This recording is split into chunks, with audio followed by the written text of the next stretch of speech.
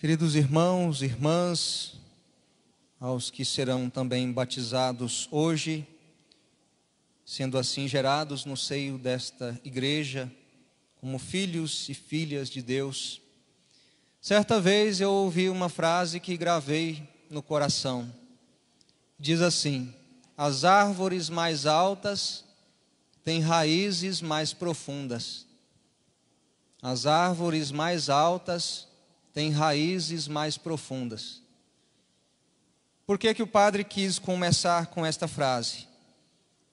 Porque muitos olham para esse evangelho e pensam, é um evangelho cheio só de nome, que não faz sentido a gente ouvir ele. Mas na realidade, tem muito sentido. Aqui diz respeito à origem de Jesus Cristo, ou seja, as suas raízes. E nas raízes de Jesus, desde começando remetendo lá a Abraão, Isaac, Jacó, enfim, encontramos santos e pecadores. Homens que deram a sua vida pela palavra, mas teve gente que cometeram pecados graves. Se a gente olha para um Davi, por exemplo, que tem a capacidade de trair a própria esposa com o seu amigo, ou melhor dizendo, a esposa que era esposa do seu amigo, e então, tendo aquele filho, o filho castigado, claro, morre, tem toda aquela situação, um pecado sexual. Hoje é preciso eu e você olhar para esta realidade, olhar para as raízes e se perguntar: será que eu tenho reclamado da minha história? Porque ao longo da minha história tiveram pessoas que foram más, pessoas que, como ovelhas negras, mancharam o nome da família. Jesus muito bem poderia dizer também disso: olha, tem pessoas aqui muito más, pessoas que fizeram coisas estrondosas de pecado, mas ainda assim é entender que a história de cada homem e de cada mulher é morada do mistério de Deus. Deus foi conduzindo então essa mesma história para que Jesus pudesse nascer, e olha o versículo 16: Jacó gerou José, esposo de Maria. Então Jesus não nasceu de chocadeira, ele tem uma história. E aqui nós vamos lembrando tantos nomes que foram passados aí, nomes que talvez para nós são inclusive desconhecidos. Mas Jesus não ficou lamentando, porque eu vim da história desse Davi que cometeu aquele tal pecado, da história de um Jacó que briga com Deus, da história de tantos homens e mulheres frágeis, mas que Deus foi conduzindo a cada um deles. Hoje é preciso você olhar para a sua própria história e se perguntar: como eu me encontro? Será que eu tenho hoje olhado para a minha história e me condenado? E vivendo de reclamação, como se pudesse dizer: não, eu sou assim porque aconteceu aquele fato, porque aquela pessoa da minha família me magoou, porque aquela pessoa agiu de um modo contrário, porque aquela pessoa fez algo de maldição, jogou uma maldição sobre a família. Como tem sido você ao longo da sua caminhada? É preciso olhar hoje então essa frase: as árvores mais altas têm raízes mais profundas. Não esquecer de onde você veio, mas ao mesmo tempo olhar para a própria história, olhar para aqueles nomes e entender que Deus esteve aí o tempo todo. Você está aqui, eu também estou. Quantas coisas poderiam, ao longo da nossa própria história, nos levar para um outro caminho, mas você e eu decidimos estar aqui. Talvez olhando o rosto de cada um de vocês, eu não sei a história de cada um, eu não sentei na frente de cada um para ouvir o que cada um tem a partilhar. Talvez você pudesse até dizer: olha, padre, se o senhor tiver tempo para sentar na minha frente e ouvir a minha história, padre, tem muita coisa aqui que eu precisaria contar. Mas eu não disponho desse tempo. E eu sei que cada um carrega dentro de si segredos, páginas bonitas, que você olha para trás e diz: louvado seja Deus, eu vivi isso. As alegrias que você foi vivendo ao longo da sua história, na sua família.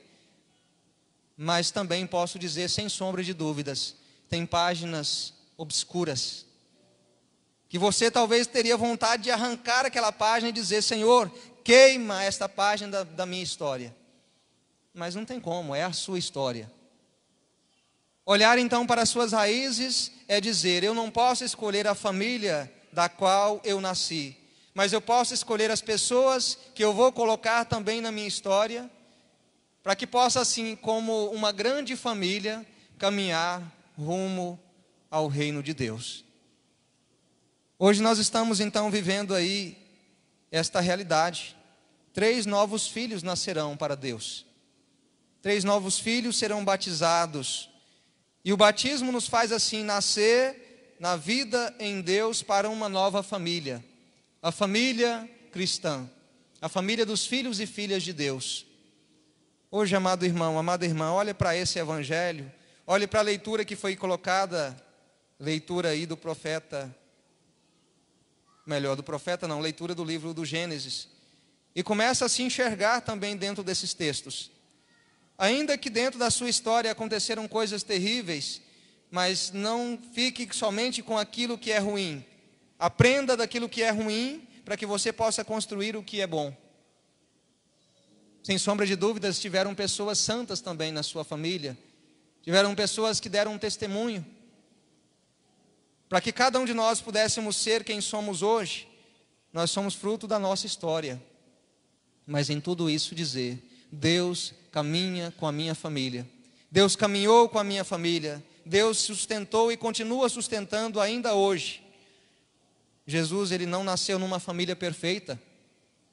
Não nasceu numa família que tem somente a bondade, que tem somente a pureza. Não, a gente olha para o passado e diz: pecados, crimes, coisas horrendas aconteceram.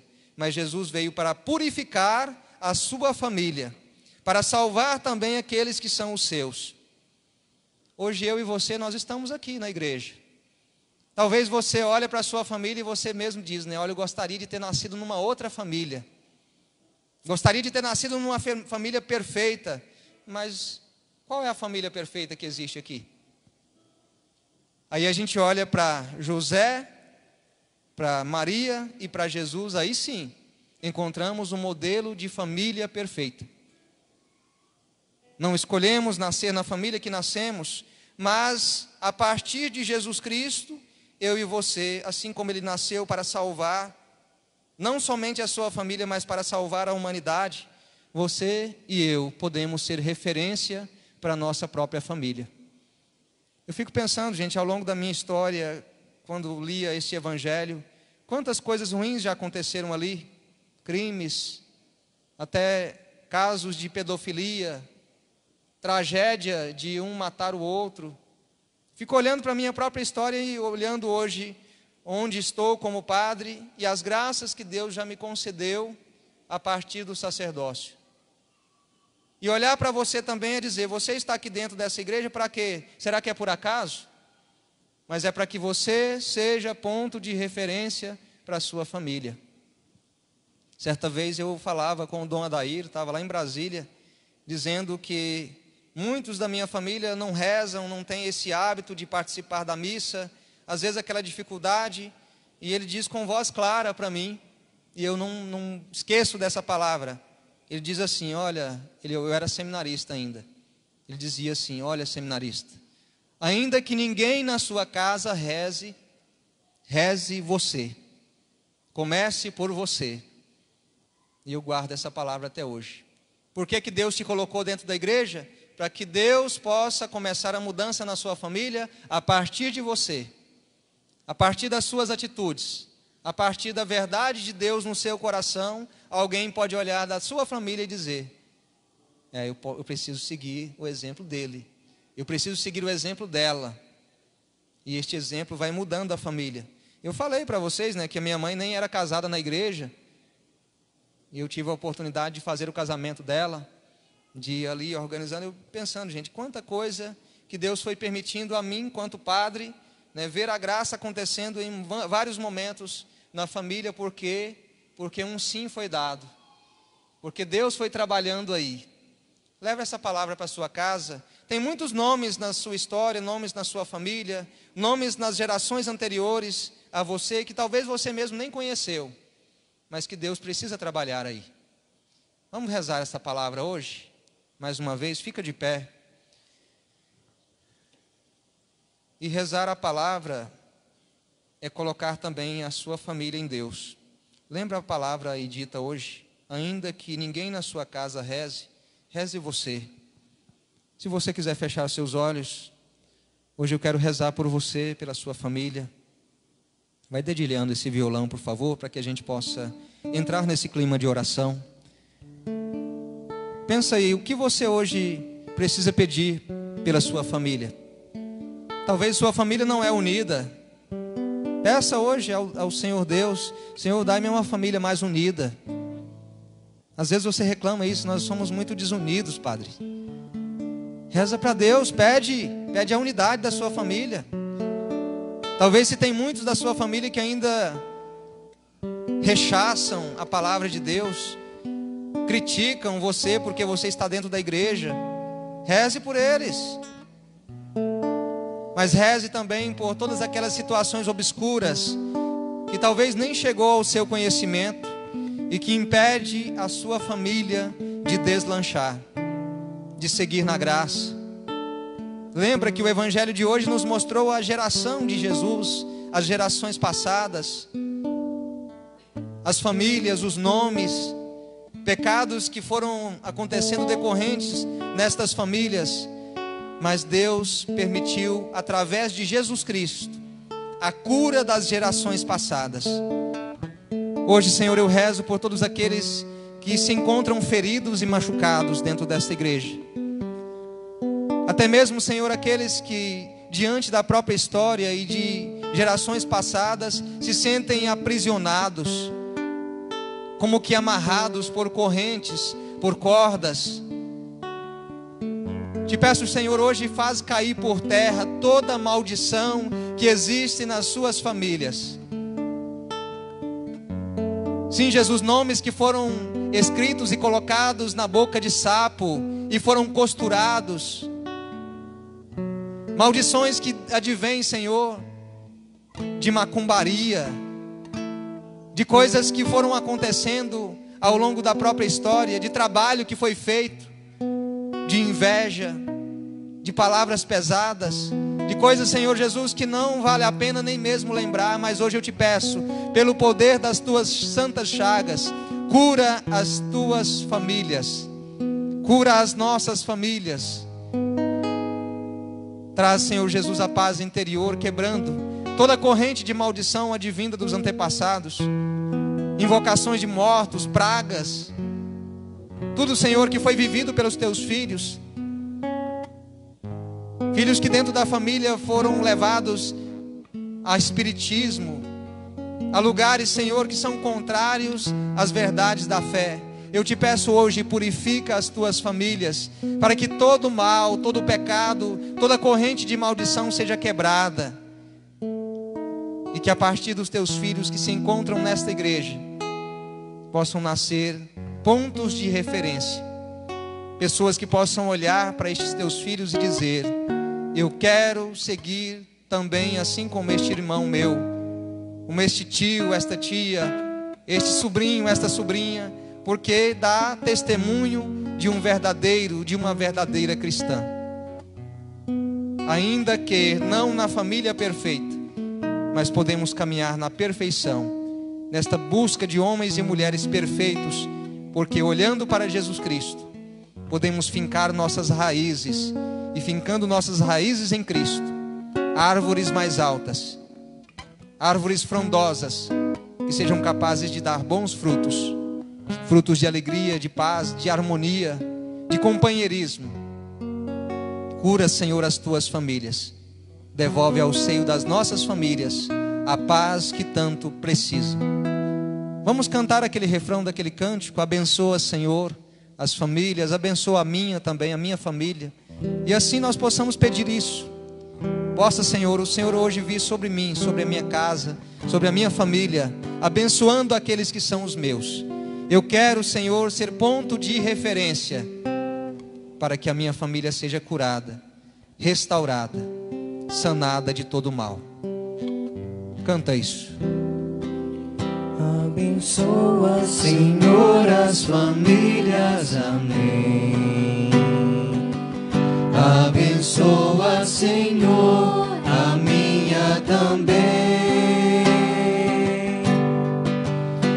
Abençoa, Senhor, as famílias, amém. Abençoa, Senhor, a minha também. Diz assim: Senhor Jesus, eu vos consagro nessa noite a minha família, mesmo, Senhor, aqueles que eu não conheço, das gerações passadas, mas eu te peço hoje, quebra esta corrente, corta estas cordas que nos prende à maldição. Devolve hoje, Jesus, a capacidade de caminhar na tua presença, como famílias renovadas, restauradas no teu amor. Obrigado, Senhor. E vamos finalizar esta homilia rezando uma Ave Maria pelas nossas famílias, por todas as gerações daqueles da nossa casa. Ave Maria, cheia de graça, o Senhor é convosco. Bendita sois vós entre as mulheres, e bendito é o fruto do vosso ventre, Jesus. Santa Maria.